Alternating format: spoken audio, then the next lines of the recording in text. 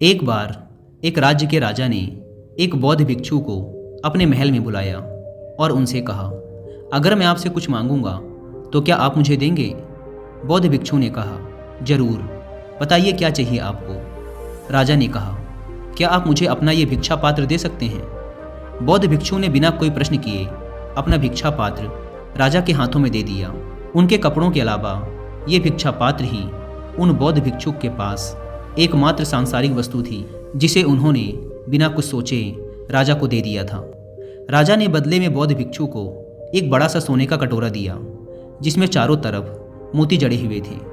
बौद्ध भिक्षु ने उस कटोरे को हाथ में लिया और जंगल में बनी अपनी कुटिया की तरफ चलने लगे। वे रास्ते से गुजर ही रहे थे कि एक चोर ने उनके हाथ में वो कीमती सोने का कटोरा देख लिया और उस कटोरे को चुराने के उद्देश्य से उनका पीछा करने लगा। बौद्ध भिक्षु ने महसूस कर लिया था कि एक चोर उनका पीछा कर रहा है। उन्होंने सोचा कि इस सोने के कटोरे की वजह से वह चोर उनकी मानसिक शांति को खराब करेगा। साथ ही उस चोर को इस कटोरे को चुराने के लिए काफ़ी मेहनत भी करनी पड़ेगी, इसलिए ये कटोरा उस चोर को ही दे देना चाहिए। जब वे बौद्ध भिक्षु अपनी कुटिया के द्वार पे पहुँचे तो उन्होंने उस कटोरे को कुटिया के बाहर ही फेंक दिया और चुपचाप कुटिया के अंदर चले गए। चोर एक पेड़ के पीछे छिपा ये सब देख रहा था। जब उसने देखा कि बौद्ध भिक्षुक ने सोने का कटोरा कुटिया के बाहर ही फेंक दिया है तो उसने सोचा कि जरूर इस बौद्ध भिक्षु की कुटिया में इससे भी कहीं ज़्यादा कीमती धन छिपा होगा, इसीलिए तो उसे उस सोने के कटोरे की कोई परवाह नहीं। यह सोचकर वो चोर कुटिया के अंदर जाता है। कुटिया के अंदर वे बौद्ध भिक्षुक ध्यान में तल्लीन होते हैं। वो चुपचाप दबे पांव कुटिया के अंदर आता है और चारों तरफ देखने लगता है, लेकिन कुटिया तो एकदम खाली थी।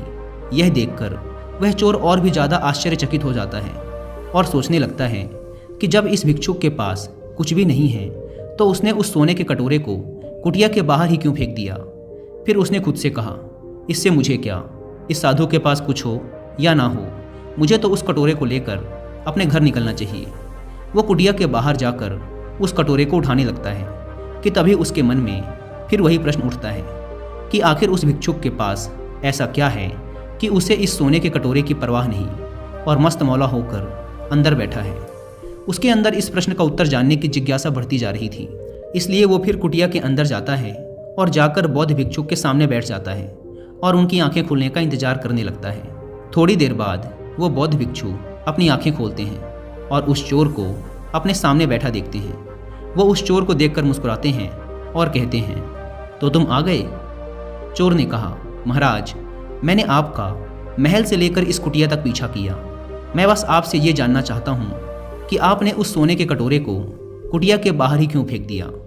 आखिर आपके पास ऐसा कौन सा धन है जो उस हीरे से जड़े सोने के कटोरे से भी ज़्यादा कीमती है? यह सुन वो बौद्ध भिक्षुक मुस्कुराए और बोले, मेरे दोस्त, मेरे पास एक ऐसा खजाना है जिसे तुम देख नहीं सकते। चोर ने कहा, ऐसा कौन सा खजाना है?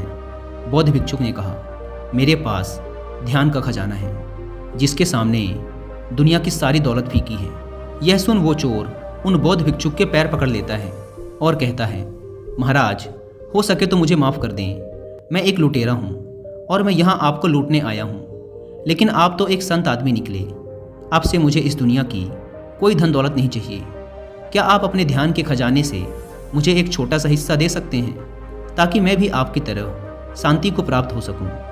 यह सुन बौद्ध भिक्षुक ने मुस्कुराते हुए कहा, मेरे दोस्त, अगर तुम चाहो तो तुम भी मेरी तरह ध्यान के उस अनंत खजाने को प्राप्त कर सकते हो। बस इसके लिए तुम्हारे अंदर एक मजबूत संकल्प शक्ति का होना जरूरी है। यह सुन उस चोर ने कहा, महाराज, लेकिन मुझे ध्यान करना नहीं आता। कृपया सबसे पहले आप मुझे ध्यान करना सिखाएं। बौद्ध भिक्षु मुस्कुराए और बोले, मेरे दोस्त, ध्यान करना बहुत आसान है। यहाँ तक कि तुम्हें ध्यान करने के लिए कुछ भी खास नहीं करना। सबसे पहले तुम्हें एक शांत और आरामदायक जगह का चुनाव करना है। फिर एक चटाई बिछाकर उस पर बैठ जाना है ताकि तुम्हारा ज़मीन से संपर्क ना रहे, और इस बात का ध्यान रखना कि तुम्हारी रीढ़ की हड्डी एकदम सीधी रहे। फिर तुम्हें अपनी दोनों हथेली अपने घुटनों पर रखनी है। याद रखना, हथेली ऊपर की तरफ होनी चाहिए। अब तुम्हें अपनी आंखें बंद कर लेनी है और लंबी व गहरी सांसें लेनी है। कोशिश करना कि जब तुम सांसें लो तो तुम्हारा पेट सांसों के साथ ही अंदर और बाहर हो। इससे सांसें लंबी और गहरी होती हैं। इसके बाद धीरे धीरे अपनी सांसों को सामान्य अवस्था में आने दो और हर एक आती जाती सांस पर अपना ध्यान केंद्रित करो। कोशिश करो कि तुम सांस के आने जाने रुकने हर एक अवस्था को महसूस कर सको। एक भी सांस तुम्हारे महसूस किए बिना नहीं गुजरनी चाहिए। केवल आती जाती हुई सांसों पर ही पूरा ध्यान दो। शुरुआत के कुछ दिनों तक तुम्हारा मन बार बार किसी और चीज़ के बारे में सोचने लगेगा, लेकिन जैसे ही तुम्हें याद आए तुम्हें फिर से अपना ध्यान अपनी सांसों पर केंद्रित करना है। तुम्हें और कुछ नहीं करना, बस पूरी जागरूकता के साथ अपनी आती जाती सांसों पर ध्यान देना है। समय के साथ तुम्हारी सांस लेने की गति धीमी होती चली जाएगी।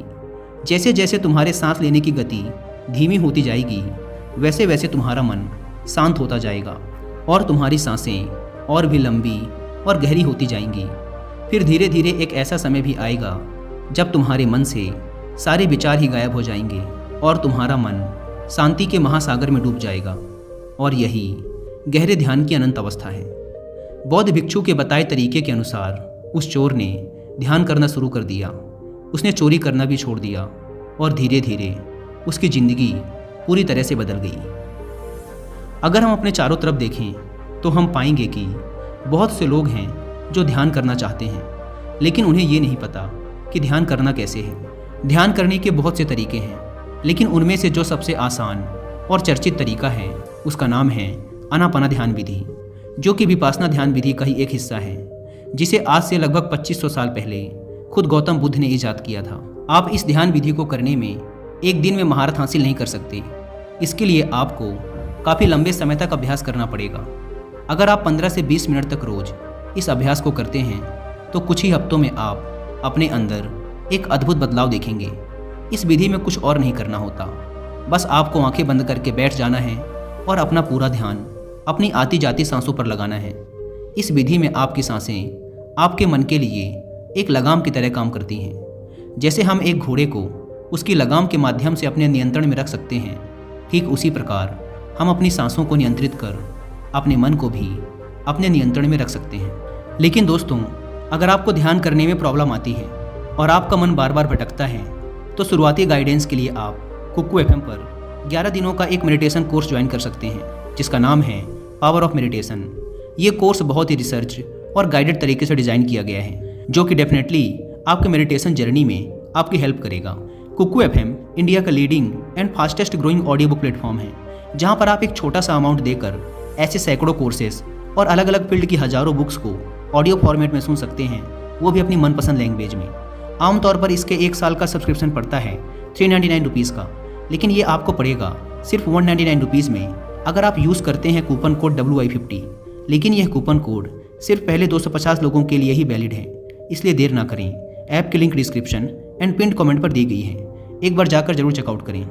जब हम आती जाती सांसों पर अपना ध्यान केंद्रित करना शुरू कर देते हैं तब हमारी सांसें गहरी और धीमी होना शुरू हो जाती हैं, और जैसे जैसे हमारी सांसें धीमी और गहरी होती चली जाती हैं वैसे वैसे हमारे मन से विचारों के उठने की तीव्रता भी कम होती चली जाती है।